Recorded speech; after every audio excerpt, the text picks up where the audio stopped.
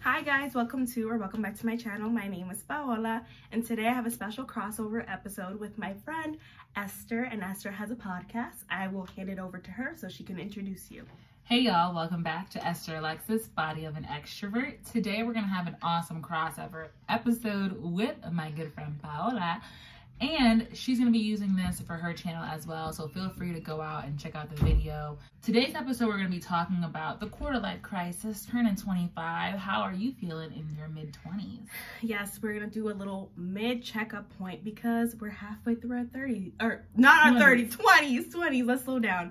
Technically I'm in the middle of my mid-20s. Exactly, so you're in your middle of your 20s. You just got here, and we want to talk about it because it's a little bit different for me because I'm in the last quarter of my 25th year. I'll be 26 in a couple of months, 2 months actually to be exact. And it worries me a little bit, you know. We're getting closer to 30. It's that number's not far away as it used to be. Okay. We're inching towards it. So I hope that this video also lets people know that there is nothing scary about 30. I think that 30 is the new 20, but with money. So it's 20 with money.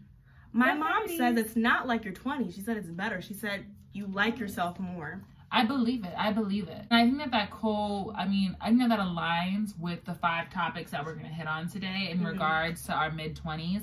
So we're going to be talking about, you know, the developments that we've had financially, the things that we've learned, the things that we've learned about our health, the things that we've learned about self in regards to confidence and resiliency, what our power moves and our power words have become, you know, since glowing up, if you want to call it that. And just like the timing of things, learning to appreciate timing as we come to this age, right? So can I first ask you, what has been your greatest accomplishment in your 20s? I think my greatest accomplishment is feeling more confident in the things that I do and say. I think I've gotten to the place where, you know, I felt a really long time ago that I didn't sound the most educated, or I didn't sound like people would want to listen to. But I've recently had moments where I'm like, no, shut up. I got this. Because I'm someone who avoids conflict. I'm somebody who will bow out just so I don't have issues. And for me to be like, I'm the captain now. Yeah. That is like a moment of like achievement. But then if you're talking about like I guess maybe material goods or like achievement, I think being somebody who's a college graduate and going into grad school, that's another achievement of my own that I'm really excited about and happy about. And I think that that's one of my biggest achievements too, is like if anything, I feel like knocking down certain things that I thought of others and myself, like giving myself limitations and others limitations, and just being like, no. I feel like if we have the self-esteem and the confidence to do it, just do it. Because you never know, you know? What would be one thing that so far you're disappointed that you did or didn't do in your 20s? You know, I feel like when it comes to regrets, you regret the things that you didn't do or didn't say the most. I think that the thing that I did not do that I wish I had done was just move around more. I've like lived abroad, and I wish that I had like kept doing that. I think that coming back kind of handicapped me in a way, in that like I just fell back into certain routines and patterns that I knew were just not conducive to my growth. That's also a mental thing, is just staying in areas that are not conducive to your growth. So I think that we live in that area right now. We live.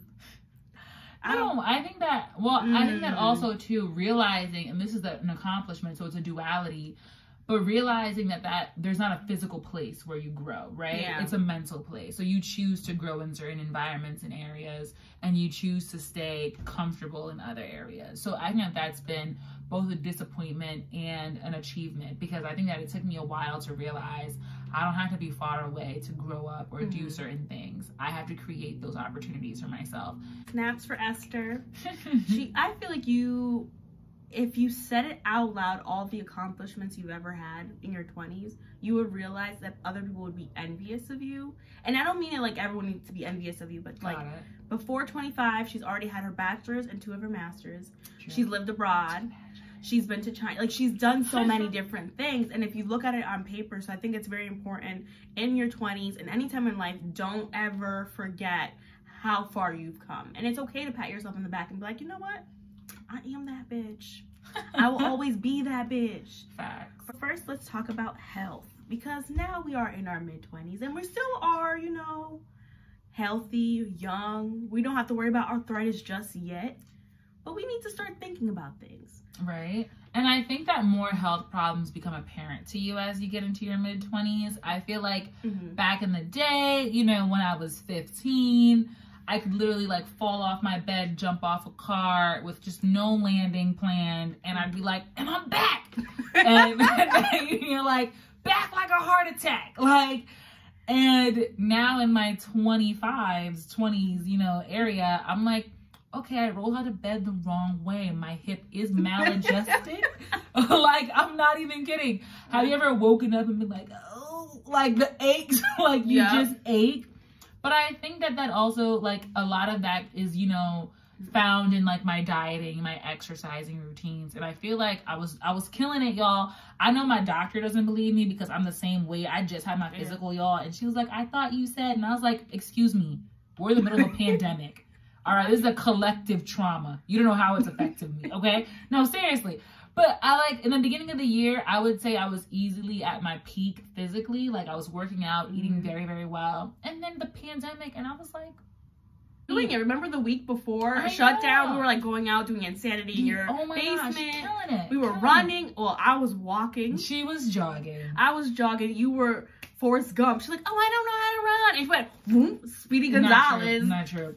If you have Lola tell a story, y'all, you would believe that I was Supermaning around the world. That's not what happened. Maybe I'm slow as a turtle, and it seemed like you were. She might be slow as a turtle. Like, but no, I think that as you just get into your mid-20s, you start to recognize, you know, just some health issues. You start to become more aware of what might be in your genes, what might be coming for you later down the line. And you're just like, hey, I want to get this checked out. I want to make sure that I'm doing all that I can. And you realize that a lot of it is your exercising and diet, drinking water to have good skin, just to have a good bodily functions, just all of it, you know, just the little things, taking your vitamins. In your 20s now, you'll look, you know, 50 when you're 70. These things matter. These things matter. Okay, so the dieting and the exercise, I'm definitely trying to do that. I remember in the month of March, I started like going hard inside of my house. I was working out, and then June hit, and I'm like, it's too hot for this. But I think there are things that I'm learning now where I'm like, I really need to invest in learning about my health. Like, I had a friend, I'm not gonna say anything, who just had an ultrasound, and she was telling me that they put the instrument inside of you. I thought the ultrasound was, you know, on top of your tum-tum. So I'm freaking out because I've only been to the gynecologist twice. You know, I went for my pap smear. They sent me a little email. I show up. And I'm like, oh, no, I need to take time to understand that there are so many body parts. Oh, my gosh. There's so much happening. There's so much happening. You know, I think around 30, they're now pushing for mammograms. Like, there are just certain things that I'm like, I can't just expect my mom to remind me of, like, go make an appointment. It's like, I should care enough to invest into my health. So call your doctor. Make sure you go to the dentist every 6 months if you have dental insurance. Facts. Your teeth are important. Floss every day if you can. I will say, though, like, I think that more than anything, when it comes to mammograms and when it comes to those appointments that should be regular, do those by any means necessary. Like, a lot of things start coming up in your 20s, particularly for women. Like, for example, I did have a friend who went to the gynecologist. She also was able to, like, look at her egg count and all these things. And they was like, listen, sis, you're 25. You don't have a lot of eggs. Like, it's just, it's like, yeah, for you, like, for her family, like, that's just how they are. So there's like, if you want a child, that's something that you have to aim for, probably before 30. Gotcha. Like, that's your best bet. Otherwise, you're looking at, like, a lot of work to do. And so, like, those are things that you want to know in the future, so that when you do get married, when you do want to have kids, when those decisions are, you know, ready to be made, you're actually well equipped with the knowledge on how to proceed, right? So I guess becoming more aware of my physical situation, my health, and also paying attention to my mental health. I think that I've been doing that a lot in my mid-20s. We've been talking about getting therapists. I haven't gotten to that point yet. Me neither. But we need to get therapists. If you know anyone in the area that is Connecticut, please drop some names below. But I would prefer a woman. Prefer a woman of color. I would like that too. Someone who's gonna work with my budget. You know, I don't think it's covered under my insurance. That's another thing. Insurance should cover it, but it's not covered. But, you know, drop some links. Drop them in the comment section. I think that you were saying something about your frontal lobe being done. Yeah, your frontal lobe is done developing at 25. So that's the part of the brain where you're able to make well-intentioned, well-thought-out decisions. If you still making these decisions after 25, you're just stupid. But before 25, you got an excuse. At 25, you need to start thinking about it and think about your mental health. That chest pain that you keep ignoring when you're stressed, that's anxiety. When you don't want to get out of bed for a couple of days, that's depression. There is nothing wrong with these symptoms. Your brain is sick. That's just what it is. The same way you catch a cold, the same way you need to get a flu shot and make sure you drink orange juice to get all those vitamins. You need to say, you know what? I need to see a therapist to feel better. Mental health is important. Don't let your parents tell you otherwise. Don't have people have you feel like you're crazy. You're not crazy. You're actually like logical. You're probably like forward thinking for doing that. It's so smart, you guys. Such an investment. Well worth it. Financial. Ooh. This one, in my 20s, my early 20s, I made so many disastrous financial decisions. At the moment, I thought they were smart. Long story short, by the time I was 24, I had 10 grand in credit card debt. So they weren't that smart. And some of that debt was not intentional. I had to get my wisdom teeth out. That was $2,500. That was $2,500 I had to put on credit. I had my brakes done, and that was also another like $800 I had to get done. So obviously, if you need a credit card, use a credit card. But there are things that I've learned. I've watched some Dave Ramsey. I've sat my ass down. I have to understand I got a problem. I like nice things. I can't go into Sephora no more. I'm glad the pandemic happened. I don't want to go to Sephora no more and spend my money. How much have you saved by not buying makeup like in the store? In the store, I've paid about $4,000 in credit card debt this year alone. Oh. I'll say in regards to learning about my financials that yes, I agree with you. Just knowing what decisions you're making, particularly when it comes to credit cards, you guys, I think that a smart thing to look into is knowing what credit cards work for you in your situation, right? A lot of these credit card companies will give you credit and then will like give you interest that will blow you out of the water within 2 months. Like, so you don't want that, right? But also learning not to be afraid of money, right? Because we're at the point in our lives where the fact of the matter is we don't have 25 grand sitting in our accounts. So if we want to go buy a brand new car, if we want to like get an apartment ourselves or get in a home, right? You need to know how to not be afraid. You need to understand where to get loans. You need to understand the interest that comes with that. You need to understand the responsibility that comes with that. And that only comes with working with money and just gaining knowledge over time. So learning not to be afraid of money, knowing that it's a tool to be used for your benefit, but then also knowing that it can be used for your downfall if not being, you know, conscious about it and its weight, right? And how much you have and don't have. I think that if anything, I've realized like I have saved so much during this pandemic by like not going out to like eat with friends and etc. And I'm like, whoa. Also just not commuting to work so much. Like save so much gas money. Yeah, we're being able to work from home, but like I know that not everybody has that option. But just when it comes to like doing things like carpooling, like I think no one wants to like ever do carpooling because they're like, I want to listen to my music, I want to do whatever. But also you're probably saving like 6 gallon or 6 filled up tanks of gas in a month. Like that makes a financial difference. So like just knowing where and how you should budget and where and how you should spend. And then also knowing that it's okay to spend occasionally for leisurely things as well. Don't feel afraid to do that. But again, do so responsibly. I will say something else. Don't be afraid when you make those decisions that lead you to bad consequences. I used to freak out. I remember one time I didn't pay my car note by a day and I freaked out. Nobody was calling me. There was no debt collector saying, you know what, I'm gonna repo your it was just me forgetting. And I was like having an anxiety attack because I'm like, it's gonna go on my credit and all this other stuff. And I had a coworker goes, it's been a day, breathe, call them. You can always fix this. That's what you should know. With finances, you can always fix it. Communication is key, even with your credit card people, your debt people, unless you're calling me about my college student debt. Leave me alone. I just don't have it. Leave me alone. Jesus. Who has that kind of money? Oh, Lord. Listen, Sally Mae, you the devil. Just the whole devil. And the way they be talking to you, it's not correct. It's just not right. Called the company and they were like, oh, you have actually 10 days after your due date to pay it before it's like delinquent. And I'm like, what? Oh, don't tell. I wouldn't suggest people not to pay it on their due date, but they're like, you're fine within the 10 days. And even then you have to be like delinquent like 3 months before we sent you to debt collector. And I'm like, I have no intentions to do any of this. Facts. But it's nice to know that like I'm not gonna lose everything. So you can always fix it. Just communicate with people.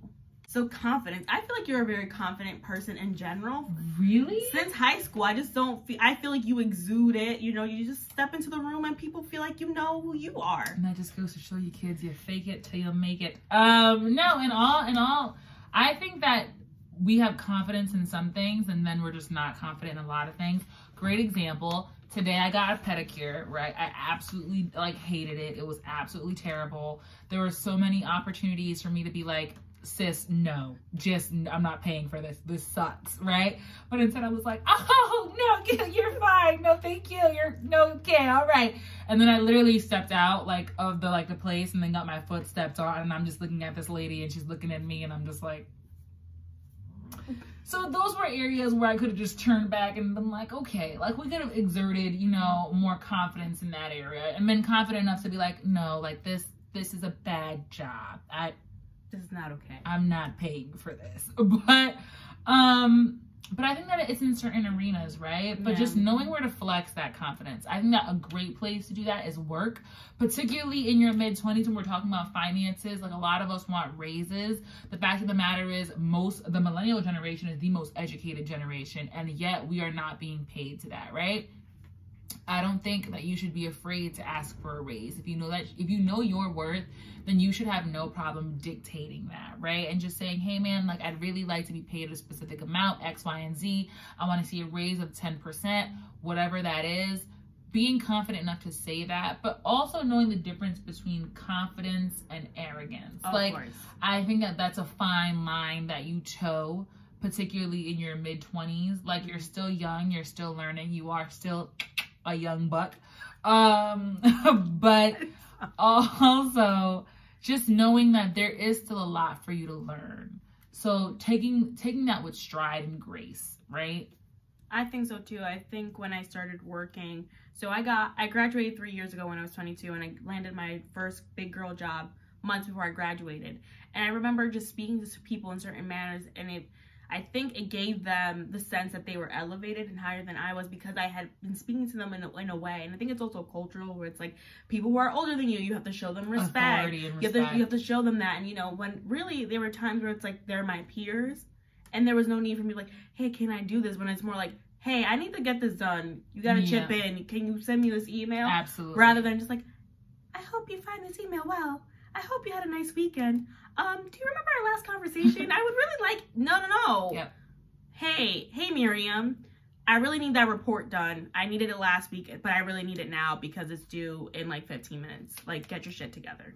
Absolutely. Just expressing your authority and having no shame about that, right?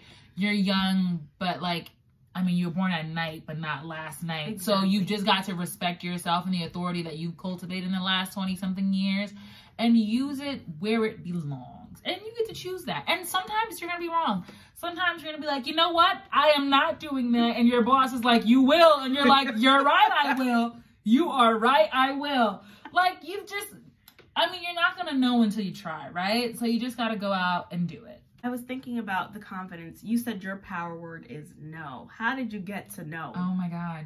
Guys, no is my favorite word. The men that I go out with know this. I hate you.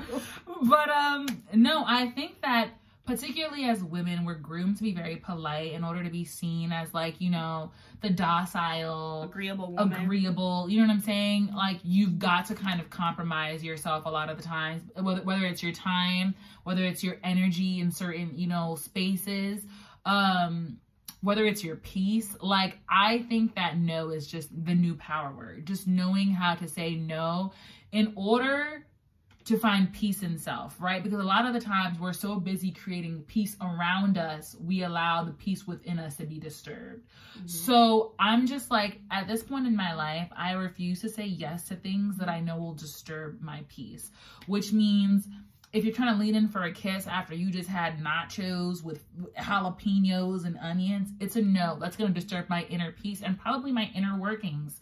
I don't want that. But no, and even just getting like certain positions at work, take for example, I got offered like engagement lead at work. I said yes. But like, if I felt like it was something that I could not do, I'm very comfortable saying, hey, no, I just don't have the time for that. And it's going to make me feel uncomfortable where I'm at right now in regards to handling my responsibilities. Just feeling confident saying no and knowing that you are protecting yourself when you say that. And you're not a bad guy for saying no, right? Of course not. I think for people who have a hard time getting to know, I think my favorite power phrase maybe is like, I'll get back to you. Can I get back to you on that? And it gives you that time to take a beat. Because I'm one of those people, I want to make people happy. And I think it's also society, but I think some people are just naturally people pleaser. And it's a problem to a big extent. So I've just learned to like, hey, can I think about this? Can I get back to you? And 99.9% sure, get back to me on that. And it gives you the time to say, you know what? I can't do this, and this is X, Y, and Z. Right. Versus if you're like saying no right then and there, you're like, oh my God, they're gonna think I'm a bad person. They don't think I'm responsible. No. But my thing is, I think I would rather say no than say yes and then let you down later down the line, right? Mm-hmm. I think that no blocks a lot of doors that leads to like resentment later on. That leads to frustration. And what I love about like both of those power words and phrases is that you're not a bad guy. Like at the end of the day, people are just like, yeah, okay, that's cool. I'll just move on to the next person. Or yeah, okay, like I'll figure it out. People were fine before you were born. If you weren't there, they would get it done. Use let me think about that. Or I'll get back to you on that. And you'll find that you're actually doing pretty good. I think another power phrase that I use right now in my mid-20s, and it's not in regards to other people, but to myself, to just kind of keep myself like zen when I'm freaking out about things. Comparison is the thief of joy. I tell myself that all the time. Stop looking at that girl on Instagram going to Thailand, because you don't know. She probably put that on a credit card, or she had to lay down and do something for that flight, or, you know, she went and she didn't enjoy it, and she went there just for Instagram, like, or maybe she went for the greatest and had the greatest trip. It does not matter. Let her enjoy her life. Her life has no indication about how good, how bad your life is. Absolutely. Don't let comparison steal your joy, because it's stealing it, and it's robbing you right under your nose. Stop it. Favorite power phrase, that one. I'm gonna put it under like an Instagram caption, like "Stop it," with like a meme, like "Stop it right now." Girl, go on. I love it. I can't even add on to that, because I think that it was just so well said. Like, I think particularly in this generation where social media floods our timelines and like it's all that we see, maybe like 60% of the day. It's so easy to compare yourself to others, like financially, physically, romantically, and be like, I'm just not there. And you just gotta realize there's a time and a place for everything in your life. If it is not your season, there is a reason. And be glad. Like, honestly, be glad. There is just, it will come. All things that are meant for you will come and be yours. Like, you need not worry about what you're missing out on, because, sweetheart, maybe that wasn't meant for you. And that's a blessing in and of itself. Let me tell you. I think people have to revel in the, it might not be for you part. Yeah. And it's okay. Like, we were talking about physical appearance rating and stuff like that, and how everybody wants to be an 8 or a 9 or a 10. 10, yep. And Esther was saying some stuff, some nonsense, trying to say she was a 5, and I'm like, ma'am, let's shut it down. Anyways, I was telling her it's still okay to be a 5. Like, the world does not stop, revolving around the sun. It just doesn't. And it's like, what does being a 10 actually do? Yes, people might tell you you're pretty, and things might be a little bit easier in the sense of like people being nice to you. But aside from that, what does that do for you? Nada. It doesn't get you through college. It doesn't get you, that paycheck at the end of the week, unless you're using your body as a way for a form of payment. Exactly. But the point being is, it does nothing for you aside that you're aesthetically pleasing. So it's okay. So if you see someone on Instagram, you're like, why don't I look like them? It's great that they look like that. But you don't have to. Yes? Hola. Hi, Ma. Hi. We're recording. It's okay. And even when talking about comparison is a thief of all joy, like previously we mentioned how like some people are in different places romantically. Like, I have friends who I graduated with who have kids now, who have husbands, who have homes. And I'm like, I'm 25, single and ready to mingle. Like, and I love that. And I think that, again, that goes to the 5th point, which is timing, right?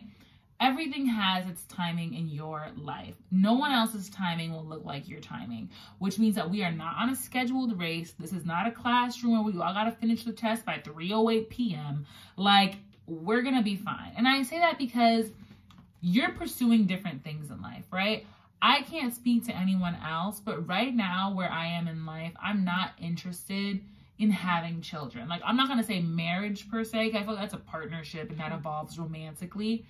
But I'm not interested in having children at 25, at 26, at 27, not even at 28, y'all. Like, I would like to just explore more. I'm someone who would consider myself an explorer. I'm very adventurous. Like, I want to do different things. Like, we're going to Thailand next year. That's the goal. Thank you, Let's Jesus, see how please. Corona, lashes out against the world. But, like, there's still so much that I want to see. There's still so much that I want to do. And if I had a baby on my hip right now, I would just not be able to do that. Not because I cannot do it as a mother. I'm not saying that you don't have the capacity to do it. I'm saying I would not have the will, the drive, and likely the energy to do it. Also, the economic means to do it. I'm not trying to say, like you said, you can't, but it's expensive. And so are children. So are children. The only thing is, as a kid, it gets a free plane ticket up till the age of 2, but still expensive. My child would be 6, and I'd be like, that's a 2-year-old. He's 2. How much you want to bet? I just feed him, extra strong breast milk. He drinks a lot of milk. Got milk, calcium D. Come on. The GMOs just run strong. I know. No, but in reality, I feel as though, like, there's just, like, even romantically, right? Like, there's, I think a lot of people are afraid of turning 30 because they feel like at that point there's a biological clock, referring to women right here. And you have to be weary of that because, kids, the husband, etc. I don't think that you should fear those things. That's a natural part of life. I don't think that your mid-20s is the peak of your life. God willing, you will see at least 80 years on this earth, which means your peak is from 35 to 40. I feel like those are the best years anyway. Everyone I know of that age group is like, girl, when you get into your 30s, when you get into your 40s, you are killing it. I believe them because as you just grow over time, you start to love yourself more. You see those flaws as your own perfections. Like, I'm excited for those things. And so I just don't feel like I have to be on anyone else's timeline. I agree with what you're saying, but for me, see, I would like kids. I feel like my 20s, later 20s would be a good time. But I've gotten to the point where it's like, that's what I want. Like you said, if the Lord says not today, not tomorrow, not the next week or the month after that, then that's what the Lord says. And that's it. But I'm also, when I tell people, like, those dreams don't mean that they will disappear if they don't happen. I think that's when you're mentioning 30. Exactly. Like, don't give up on them just because they're not happening at the same pace that they're happening for others around you. I think that it's particularly hard as women too, because we're talking about comparison to the thief of all joy. Like, we've been trained as young women to prepare ourselves to be these young brides, to prepare ourselves to be like these mothers and things. But like, that's not the only accomplishment that you should be working towards during that time anyway. Of course. And I feel like if you are filling your own cup, like, while you're on your path, on your journey, when those things do come across and happen for you, they'll be better, right? You'll be better suited for it. You'll be able to understand your partner more. You'll be able to understand yourself more, and therefore your union better. Like, those are the things I think that matters. And so continuously pour into yourself until it's time for you to be like, okay, now I runneth over into you. Like, I do. I see it too, but I think about everybody, about like the woman who's not the career woman. I think that's another thing. There are just women who want to be moms and they want to be wives, and in the meantime, like Esther's saying, you need to find something else to fulfill you, because there are women who get married and they have kids and then they get postpartum depression and they leave their husband with their kids. Like, just because that's your dream doesn't mean that you're actually going to like it. Because there are plenty. That's also very true. You get there and you're like, this is not anything that I anticipated. So you need to find who you are as a person. And that's why you find things to fill into your cup. It's not like, oh, let me find something to pass the time. Find something you actually like. I know people who like get hobbies to just have hobbies. I love hobbies. But like, they're so great. But get them because you really want them. Because they make you happy. Exactly. They make you feel good. They make you feel more connected to you. Because I feel a lot of women, and correct me if I'm wrong, are like, I love traveling. And I'm like, I feel like you're traveling because you feel like it's something that would fill up your time. Are you going to Thailand because you like Thai culture, you want to go to the temples, you want to do all these things, or because you think, I don't have anything else to do? Or it's a cute Instagram pic. Also, too, Like, I think that we make everything so much harder for ourselves in that, like, take, for example, the I love traveling thing. Mm-hmm. Traveling is not luxurious all the time, y'all. Sometimes You're it's annoying. flying, yeah, you're flying the red eye, depending on where you're going. You probably got, like, 1 million stops if you're budgeting. Say, for example, like, I'm a penny pincher. I know Lola's a penny pincher. Well, you don't got no pennies to pinch. You got to pinch with the ones that you got. You know what I'm saying?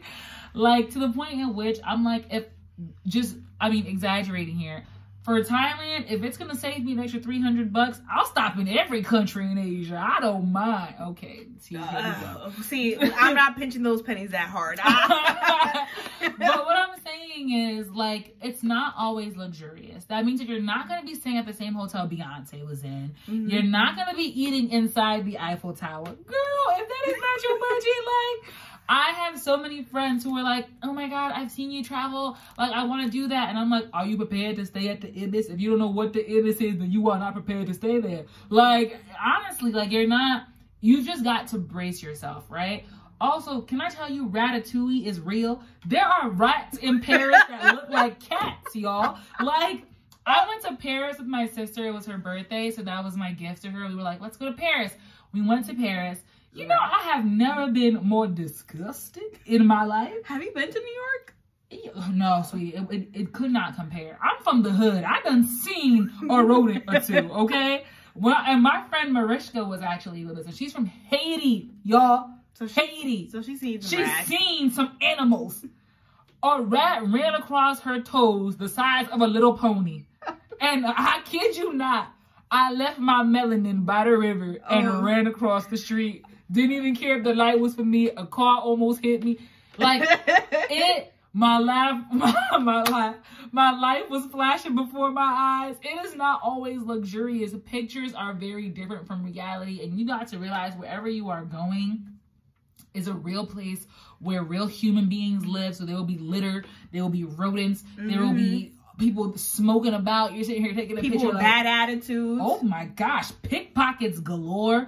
People don't like tourists when they go to their cities. You know? And so I think that you just have to, and this is also another thing, just like not have these wild expectations. You know, I think that a lot of the things that we see are meant to be beautiful, are meant to be aesthetically pleasing.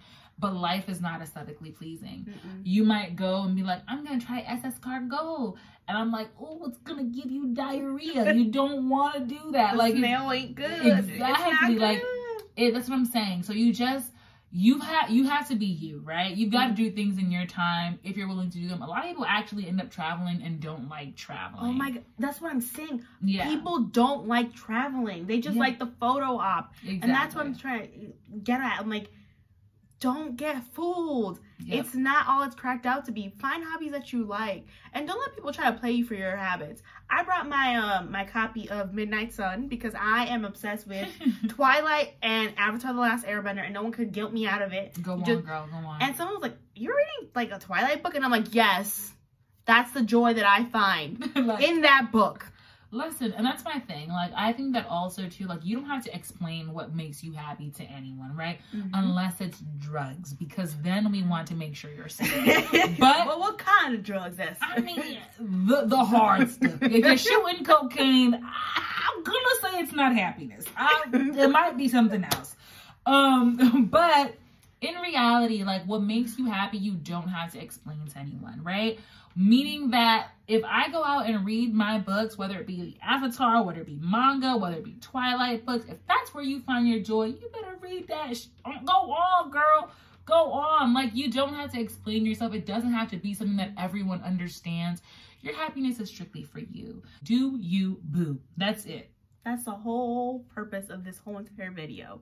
I don't know if you're in your early 20s. I don't know if you're in your teens watching this. Just know that you might not have everything figured out at the perfect time. But if you are trying things because you are genuinely interested in them, you will not go wrong. You just can't. You just can't. And that's the thing. But my thing is, actually, no. It will go wrong. Oh, it will go wrong all the time. No, but in it going wrong, you'll find what's right for you. And that's what makes life worth living, right? The collateral beauty that we find in the moments where it's right. And it can only be right once you know what wrong feels like. I mean, you'll never go wrong overall. Like, if you go read a book because you enjoy it, maybe something along the way, the book get ruined. Something happens. But at the end, when it all wraps up, there was a purpose for it. Exactly. And you're writing your own book. Hey, sis, there's going to be highs, there's going to be lows. No, there are going to be places that you wish you never went. But honestly, it's worth writing. And that means taking that first step towards adventure, doing those mistakes, learning from them, owning up to them, being accountable. I think that the best thing in your 20s that you can be is accountable, because that gives you a sense of self that no one can take away from you, right? Mm-hmm. It's integrity, which we are not seeing a lot of these days. And it's just accountability. It's just so awesome to see, man. Just be a decent human being and try. That's all that you can do in this life. Because when you don't, I will promise you what will happen is you will grow old and never grow up. And you don't want to be those people who are 50-year-olds with a 20-year-old mind, because they never grew out their bubble. They never looked at themselves, and they never tried to like inspect what they thought. Never inspect their environment. And growing up also means, guys, having those awkward conversations with friends and being around people who make you think about your ideologies, right? And be like, what? Why do I subscribe to that? Is that really for me? There's nothing wrong with questioning things that you've known your whole life. I know it sounds totally weird and it's kind of scary to do, but if you never question yourself, I mean... life is too nuanced for you to not question them. Exactly. Like, it's not going to be this linear thing. You're not going to have something that you never, ever, ever, ever doubt. You're going to be full of doubts. It's a decision after another, right? That's what life is. And we're just learning to make those decisions the best way that we know how. And just, realize there are going to be moments when you are grown, but very childish things will happen to you. You might poop your pants at work one day. You said you wanted to talk about it. I pooped my pants in my car. There are moments in your life when you won't be able to hold in your pee. That's a grown-up problem. It's a grown-up problem. There's going to be times when you lose your wallet for 3 days and you don't know where it is. Oh my gosh. There are times where you're going to lock yourself out of your car. There's going to be times, like, everything can go wrong. It just happens, and you just got to learn to roll with the punches. Things go terribly wrong. Learn not to freak out and just be like, hey, man, we're just going along for the ride. I'm learning that now. Honestly. I'm somebody who like freaks out way too quickly. Oh God. I people have to tell me sit down and breathe, and now I'm just like, that's why this whole wallet thing. I'm just like, I'm not gonna freak out about it, because So long as you're watching your credit cards when you get a card. Oh, I blocked everything. No. I locked all the cards. I didn't leave my life out to the universe like that. I don't trust it that much. I don't have to process that deep. You're just learning, growing, glowing. That's all you can do. I think we hit all the... What is it? We hit the nail on all the head. No. We hit the nail on the head. Yeah. Listen, I butcher all the phrases. It's okay. It's okay. You're going to learn those one day. Am I? You will. Are you sure? You will. I say all the words backwards. I make words up. I make words up all the time. But I feel like the words you make up actually make sense. I just switch vowels and syllables. No. And it just... I switch languages sometimes. See, I do that sometimes too. Yeah. At this point, it's bilingual. I'm losing pieces of certain languages. Yep, I'm just making stuff up. It's Spanglish, and I guess it's like Creole-ish, Kringlish. We need a show about that, about Haitian Americans. Oh my God, I would love it. But all right, y'all. Thank you so much for tuning in to Esther Alexis, Body of an Extrovert. I'll see you next time. And thank you for checking out my video. Don't forget to comment, like, and subscribe, and I'll catch you in the next one. Bye.